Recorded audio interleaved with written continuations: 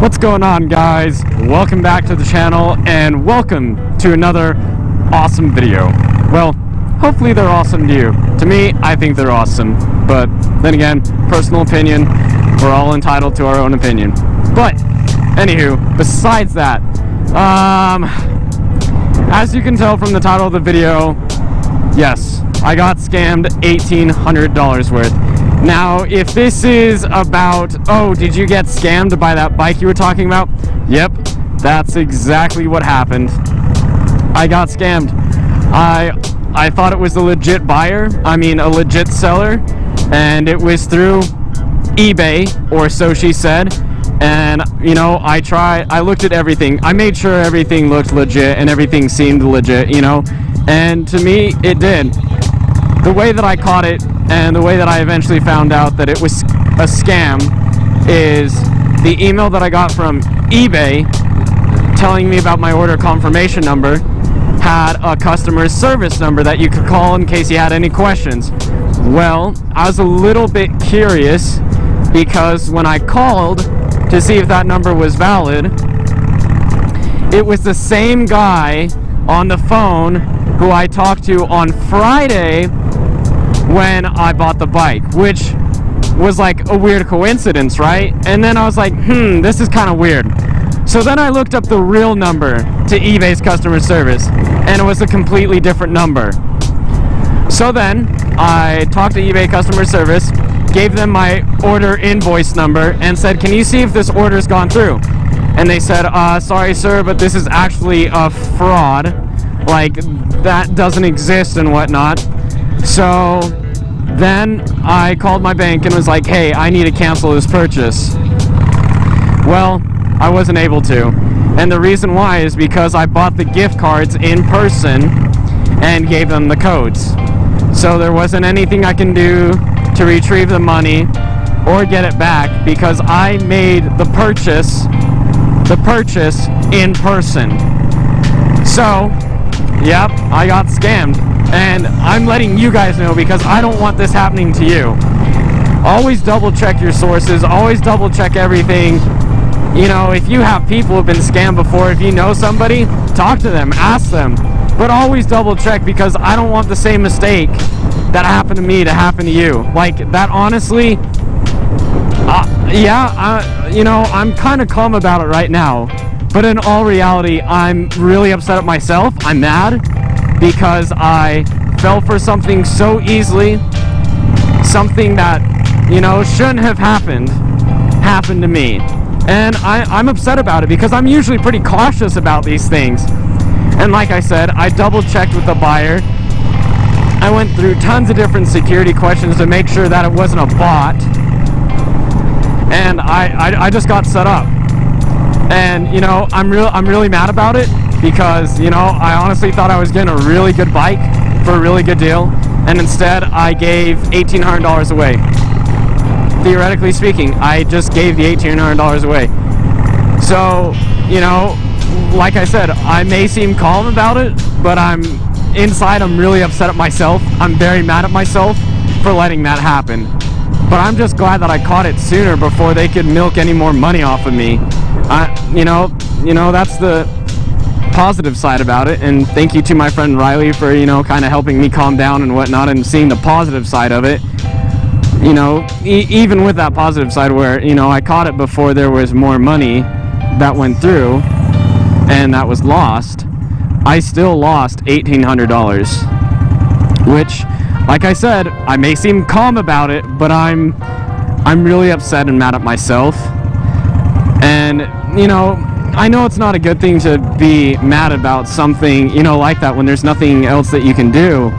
It's just the fact that I was so easily deceived, and I think that's why I'm so mad. But, you know, these scammers, they got it figured out. They've got a good system, you know, and no, it's not right.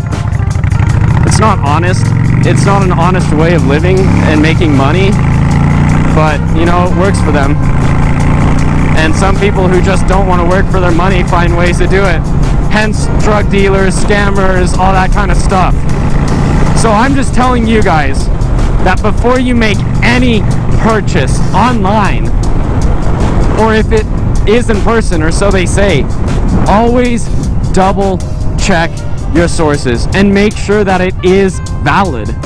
I don't, I'd hate to see you guys lose, even the smallest amount of money to something like that. The amount I lost wasn't a small amount of money. And because I didn't check my sources, I didn't check to make sure if it was in the clear, I learned a big lesson, and I learned it the hard way. And it sucks. It really does. I've worked for that money. And all the hours that I put into making that money, I just, it was for nothing. But I learned a lesson.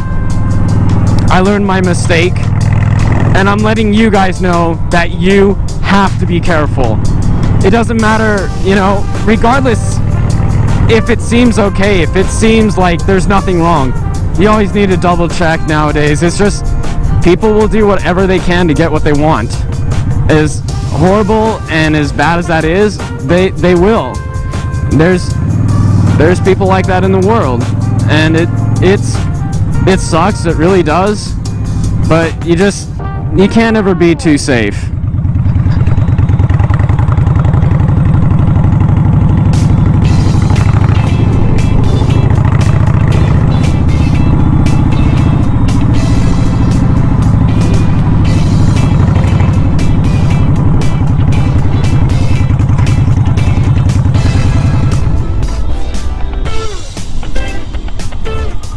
Oh wow!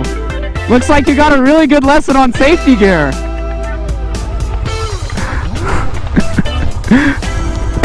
Looks like you learned a lesson about how to properly dress before you mount the bike.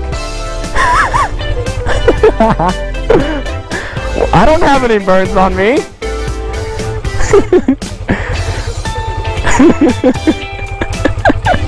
You look good, but you definitely look like you did something. Kate's actually doing a lot better. She did really well, the first time we went out, which was the first episode of the vlog. So it's kind of like a little deja vu moment. Except she's wearing all of her safety gear this time. So the other day when we brought the bike back, Kate threw her leg over the bike to feel what the handlebars were like. Just how much more forward it put her. And, well, she was wearing shorts and her calf touched the pipes, and this was, just barely pulling in to my driveway after a ride back from Sandy, which is about 20-ish, 30 miles. So the pipes were really hot. And she's got a nice little burn on her leg. So she had a lovely little talk with her parents about always wearing the right gear no matter when you're getting on a bike. So that's what the little talk was about. It was just I had to give her crap for that. But no, she's doing a lot better. She knows where her friction zone is a lot more than before. But she has a lot better control over her friction zone. Her slow turns are a lot better. That's the hardest part when you're first learning, is how to turn, how to turn and position the bike when you're going really, really slow. Everything's a lot harder when you're going slower, and everything's a lot easier when you're going faster. So it's good that we're just going through the neighborhood and practicing the slow stuff, like, stop and go, stop and touch, friction control, friction zone,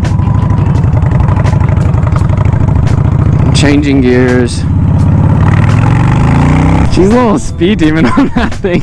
She drives like a grandma when she's in her car, but put her on that bike and I can barely keep her under the speed limit.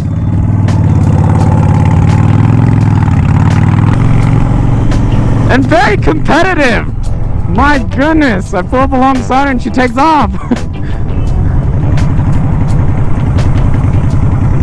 Watch out, guys. She owns the roads now. Very good. Left leg first. I don't follow that rule. I usually do both feet. I don't do left, then right, or right, then left. Even though you should do left, because you're controlling the back brake with your right. Uh-oh, you stalled! Got it on film, too! I'm not gonna lie, the leather jacket really adds. Something about the long hair flowing in the leather jacket and her being on a smaller CC sports bike, it gets me. Just like, oof, I love you even more. You're so sexy! Ah! Sorry, I had to get that out. I think this is the best practice for her, are these small turns. And we got a dog. But see, I want her to learn how to do it without touching the ground. And that's really learning how to, that's really knowing where your friction zone is when you're going into a turn, you always want to maintain the same speed. And when you're turning, look where you want to go. I'm telling you, looking where you want to go helps you so much. Especially when you take your skills test and they ask you to perform a figure 8 in a certain size square / box. Trust me, find something that makes you look all the way back when you're doing that figure 8. Like, find something and look at it, maintain speed, and you'll be golden. It takes a while, it takes a lot of practice, but if you can do that, if you can look where you're gonna go and maintain speed and really work on your friction zone, you'll be golden. Oh dear, that dude's lost all dignity. He's riding a scooter. If you ride a scooter, I'm sorry, but your dignity is no longer intact. My girlfriend was like, hey, don't be mean about that. And I was like, would you find me attractive or sexy if I was riding a scooter? And she just kind of sat there silent with a kind of blank expression on her face, like, yeah, probably not. I was like, exactly. Alright, I gotta head home now because I got a guy coming by to look at the sandrail that I've been trying to sell for a while, and hopefully he wants to take it. He actually liked it a lot, so I'm gonna go home, quickly pull it out, see if I can dust it off, and yeah. Hey, what's up? Hold on. Where do you want me to go? Yeah, the sandrail's just up in the back, so yeah. Hey guys, what's going on? That's gonna do it for today's video. So talked to the guy about the sandrail. He actually really liked it. Gonna make the payment for tomorrow or today when this is uploaded. So gonna get that done. Tomorrow's gonna be not as eventful or anything like that. You know, just regular things to do, stuff to get done as usual. But if you have watched till the end, thank you very much. Do appreciate your support. And like I said, guys, just thank you. Really do appreciate it. See you in the next one.